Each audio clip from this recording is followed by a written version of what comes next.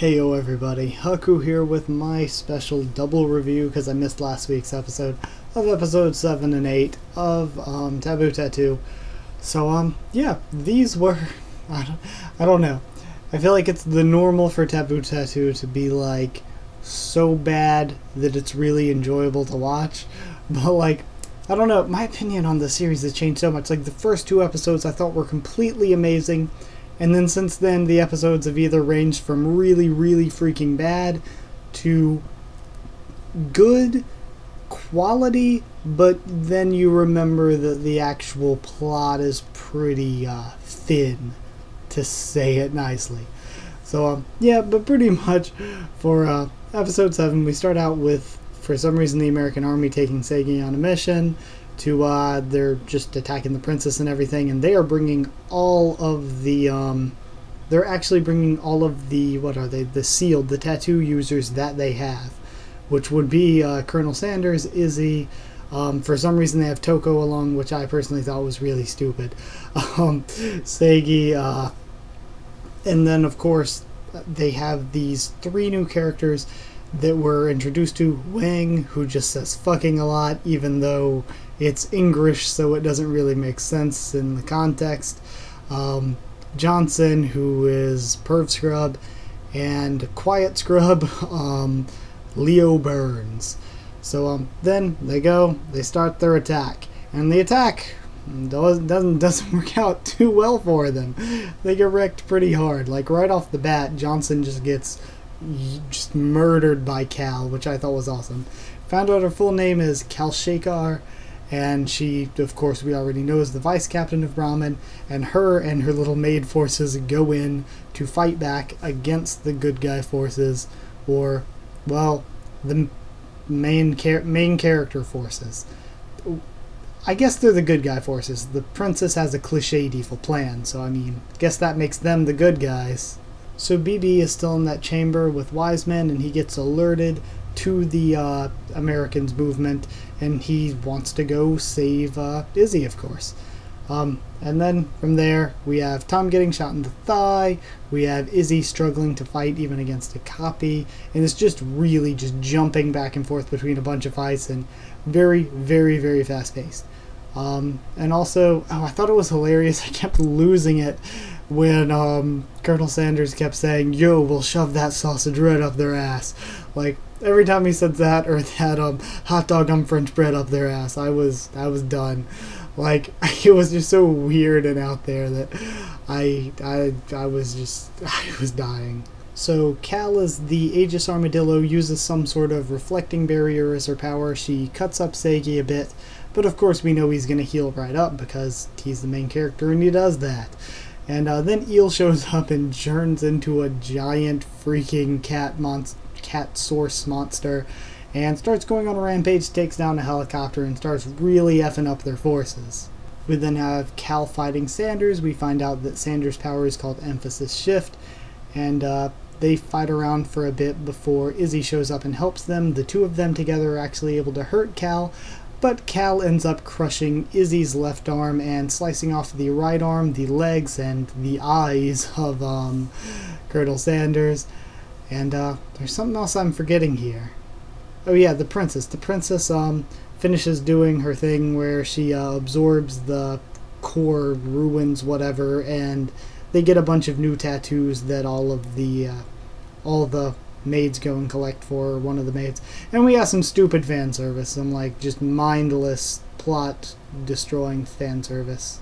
So BB shows up to help Izzy, and the princess shows up where Seigi is, tells him that Izzy and BB used to be lovers.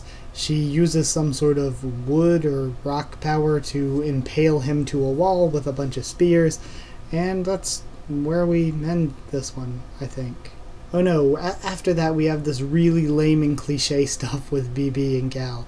So overall for this one, the action was really beautiful.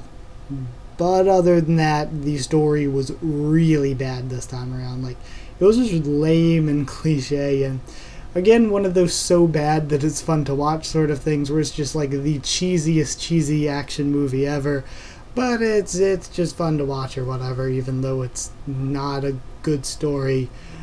So overall, I'm gonna give it four giant cat source monster things out of 10.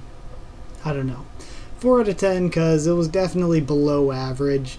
I'm going to say it was definitely below average because of the story, the actual production and animation and music and everything looked nice, or looked more than nice, honestly, compared to a lot of other anime. But the story could not stand up to anything. The story was really not having much this episode.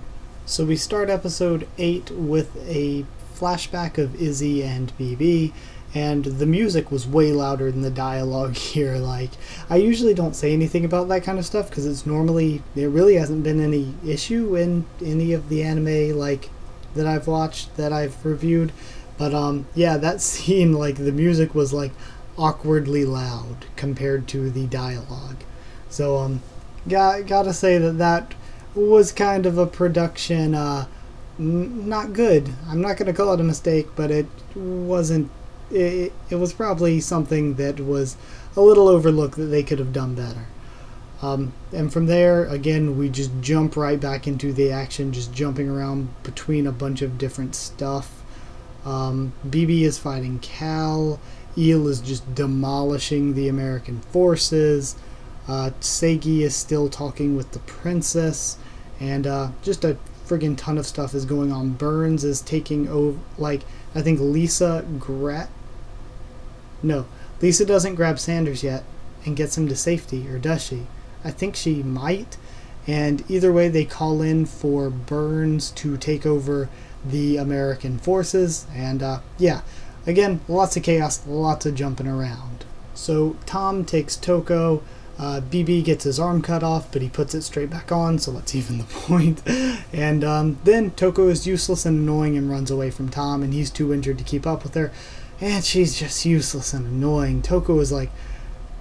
I've seen some bad written characters in anime, like, say, Sakura from Naruto is a really badly written character, but there is no character comes close for me.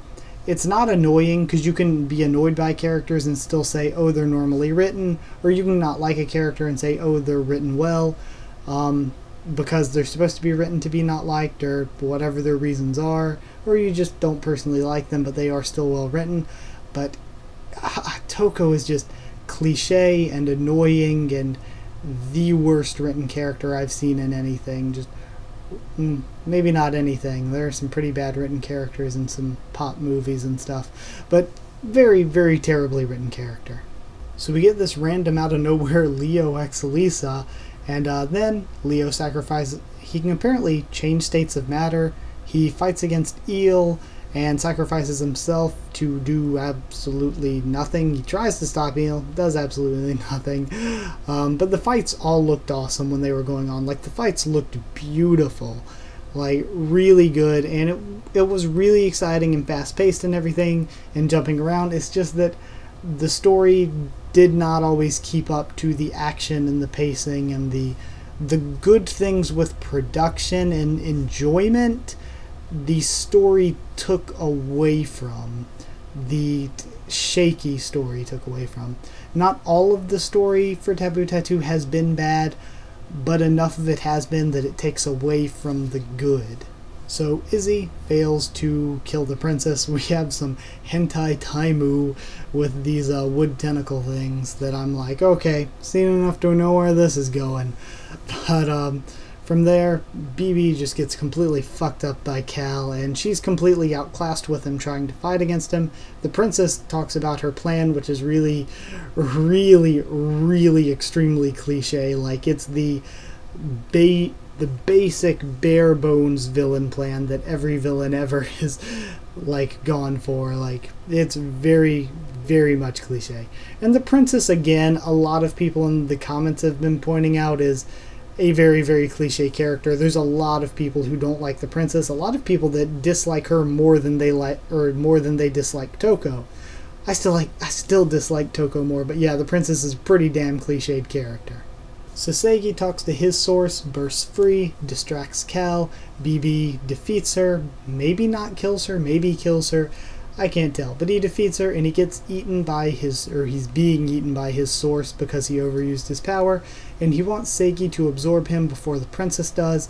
So, Seigi does. And I think it would have been like a really, like, it was produced and made to be like, if we had spent 30 episodes with BB, or even like 5 episodes with him and really got attached to him, and he was like a real staple important character, and he was kind of a staple important character here, but we just hadn't spent enough time with him, we hadn't seen enough of him.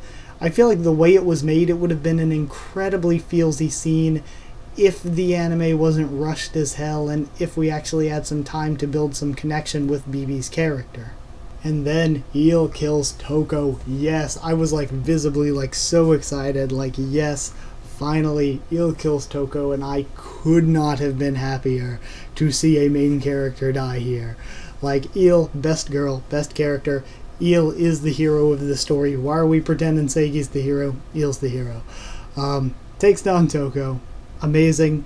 We then are done with this sort of I think it was cool the way like they were like, people want a revenge story, so thought that was cool. And we then jump to later on in the aftermath, and Sandra survived, of course, but Seigi actually meets with Wiseman. We find out that Izzy's missing her arm. We get the confirmation that the tattoo corrodes the soul of the user until it overcomes them, and then it devours them or whatever. So we find out all about that, and Wiseman actually wants to give Seigi BB's memories, which we can tell is going to be an obvious ploy from a romantic standpoint now that his love interest is dead, and Izzy's love interest is dead. They are putting her love interest memories in the main character's mind. Really? So it's going to be kind of cool, because BB was an awesome character, but I do see it turning into something where it is a very, very shaky plot point, and really ass-pulley, where they're just like, hey, how do we get those two together? Oh, we'll take who she was with, put his memories in him.